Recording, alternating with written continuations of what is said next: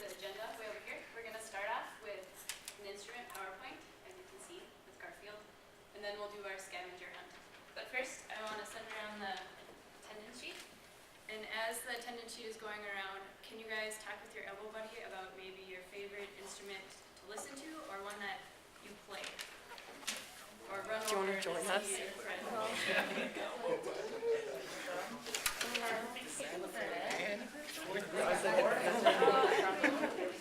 I like the trombone. Because you play the trombone. That's what I play them all. I like the guitar and the clarinet. It's all about the I used to play the clarinet.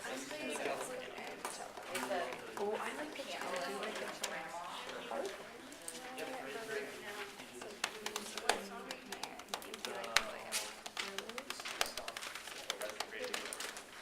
Okay, did everybody get a chance to share? Yes, no? Sure did. Okay, so before we start the PowerPoint, in order to make sure that you guys are listening on key points, I have numbers, and I want you guys to pick a number. And the number that you pick corresponds to the question that you're going to be the expert on when we play the scavenger hunt. So really key in on that question. Sorry, the really big pieces of paper.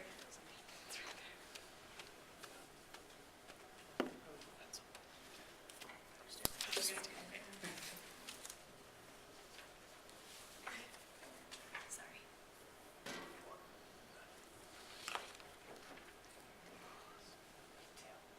Do you want to take more than one? Alright, so did everybody locate their number that they're going to be the expert on? Wait, 9 or 6. 9. Alright, so listen up everybody. I want everybody to be very respectful and quiet so that people can listen to their answers when it comes up in the PowerPoint. So we're going to start off talking about the new and improved instruments of the Romantic period. Because as we talked about in previous classes, there are many instruments that were already made throughout the Baroque era, which was the very first era of music. Okay, we're going to start off with the piano. And does everybody know what a piano is? If you don't, raise your hand. Okay, so the piano. Came about first as a predecessor of the harpsichord, which they would pluck the strings instead of hit it with hammers. So the Romantic era started in the Industrial Revolution. Can anybody raise their hand and tell me what the Industrial Revolution is? Sarah? Well, it started like in England, and it was when they stopped using all like hand, using hand stuff, but went to like industrial, so like assembly lines and a more effective means of production. Great. And like Sarah said, they had assembly lines, which made the production of the piano and many like instruments easier to produce. So they made mass productions of instruments.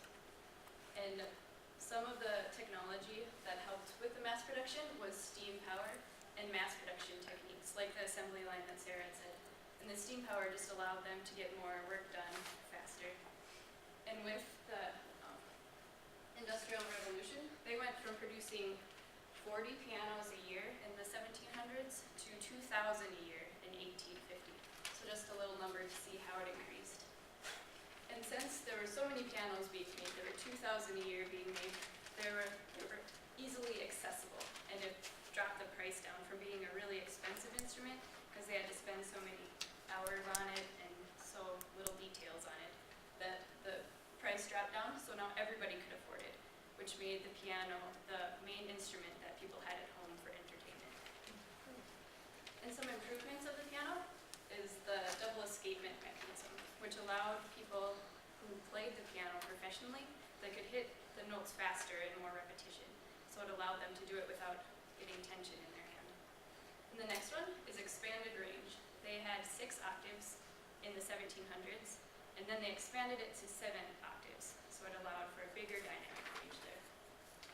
And the next thing is the damper pedal, which if you can see, I'm not very tall, but the very bottom part, there's a gold little bubble right there. Those are pedals. And the damper pedal is the one that's on the far right.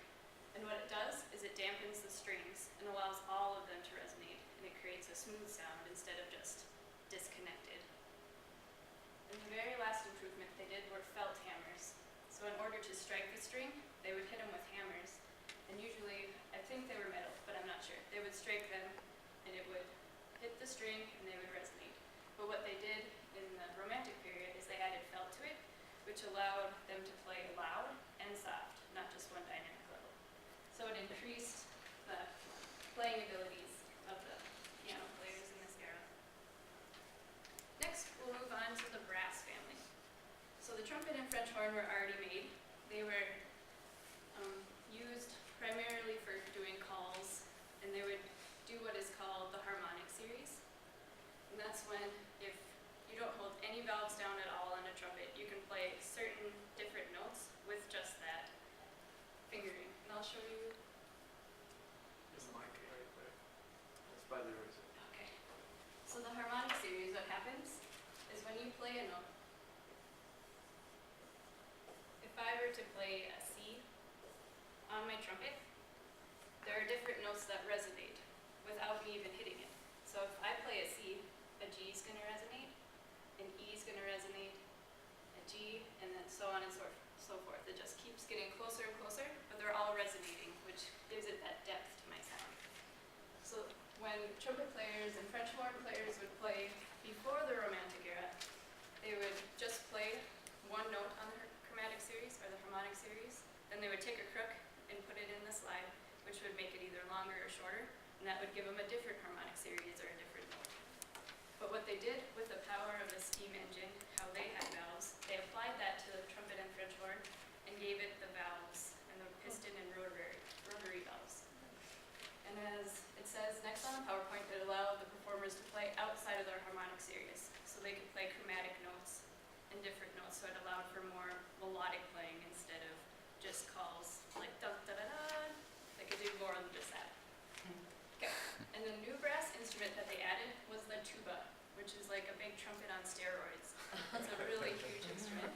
So this was invented during this time, and it was later added to the orchestra as the base of the section, so it held it all together. And trombones, they were considered God's instrument. Still don't know why, but they were made a long time ago. But they were added to the orchestra with Beethoven's Fifth Symphony. And can anybody remember what Beethoven's Fifth Symphony sounds like? Yep. Da-da-da-da. And that was, the trombones were added in the very last movement of that.